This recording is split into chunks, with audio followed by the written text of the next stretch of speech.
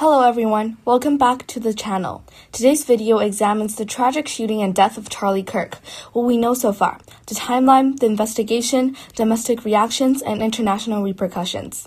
Let's dig in carefully, with respect for the facts. On September 10, 2025, Charlie Kirk, conservative activist and founder/co-leader of Turning Point USA, was speaking at Utah Valley University in Orem, Utah. It was part of his American Comeback Tour. The event was outdoors, under a tent in the courtyard, with a Q&A segment often called the Prove Me Wrong table, where he takes questions from the audience about political issues. Around 12:20 p.m. Mountain Daylight Time, a single shot was fired. The bullet struck Kirk in the neck. He was taken to the hospital, but sadly died at the scene. Authorities believed the shot came from a rooftop of the Lucy Center, approximately 200 yards away. Some reports have revised that to a somewhat shorter distance as investigators refine their data. Secondly, the investigation. Right after the shooting, law enforcement responded quickly. The university locked down, classes were canceled, and students/staff were told to shelter in place until the area was secure. Authorities, including local police, Utah Department of Public Safety, the FBI, began an investigation, trying to identify a suspect. A person of interest was caught on surveillance cameras, wearing a baseball cap, dark clothing, sunglasses, and carrying a backpack. A rifle believed to be the murder weapon was recovered in nearby woods, specifically a high-powered bolt-action Mauser 30-06 rifle. Spent cartridges and ammunition were also found. There are unconfirmed reports that some of the ammunition or engravings on it may have ideological markings, references to anti-fascist or trans ideology, but investigators have cautioned that these early reports are not yet verified. As of now, no suspect is in custody. 2 people were initially detained but later released. Authorities have released photos of the person of interest and offered a reward for information that leads to the arrest. Now, let's see the domestic reactions and political impact. Reactions across the U.S. have been swift and widespread, from leaders in both parties condemning the attack. Governor Spencer Cox called the killing an assassination and pledged full cooperation among federal, state, and local law enforcement. President Donald Trump, who had a close relationship with Kirk, announced flights to be flown at half-staff, ordered investigations, and called for prayers, describing Kirk as a great guy from top to bottom. Other prominent conservatives blamed that what they term heated rhetoric or accused political left wing of fostering an atmosphere of hostility and incitement.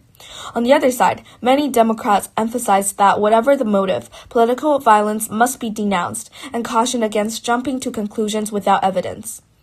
There have also been concerns raised about safety at public events, especially political ones, campus security, and how the polarized environment in U.S. politics can contribute to extreme acts. The impact of this event is not just national. International actors were also weighing in, and it ties into larger issues of free speech, political violence, and U.S. soft power abroad. Foreign leaders in government from Europe and elsewhere have expressed condolences.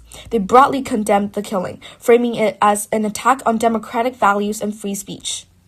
In particular, far-right leaders in Europe used strong language, blaming left-wing rhetoric for inciting violence. Some involved Kirk as a martyr and conservative causes globally.